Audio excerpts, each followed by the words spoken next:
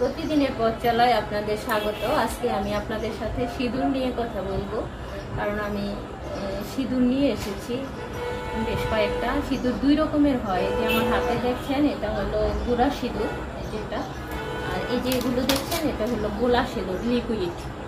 দুই ধরনের সিঁদুর সম্বন্ধেই কথা বলবো। আমরা কেন সিঁদুর করি সেই সম্বন্ধেও আপনাদের সাথে একটু বিস্তারিত কথা বলতে চাই। সিঁদুরকে হিন্দু সমাজে শুভ ও সমৃদ্ধির প্রতীক হিসেবে মনে করা হয়।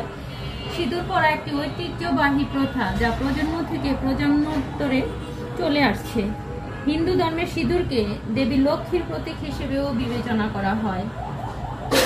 গবেষণায় দেখা গেছে যে সিঁদুরের উপাদান মানসিক চাপ কমাতে এবং মনোযোগ বাড়াতে সাহায্য করে। কিছু বিশ্বাস অনুযায়ী সিঁদুরের উপাদান শরীরের জন্য উপকারী এবং এটি মাথা ঠান্ডা রাখতেও সাহায্য করে। আমাদের হিন্দুরা সাধারণত সিঁদুর যে পরে তার কিছু নিয়ম আছে। বিবাহিত নারীরা তাদের চুলের সিঁথির রেখায় সিঁদুর পরেন। এটি পরিষ্কার শুকনো চুলে পড়তে হয়। কিছু সংস্কৃতিতে সিঁদুর পরার আগে কিছু মন্ত্র পাঠও করা হয়। কিছু ক্ষেত্রে সিঁদুর পরার সময় একটি নির্দিষ্ট আঙ্গুল বা পদ্ধতিরও ব্যবহার করা হয়। হিন্দু সমাজে সিঁদুর সাধারণত বিবাহিত নারীদের জন্যই একটি গুরুত্বপূর্ণ প্রসাধনী।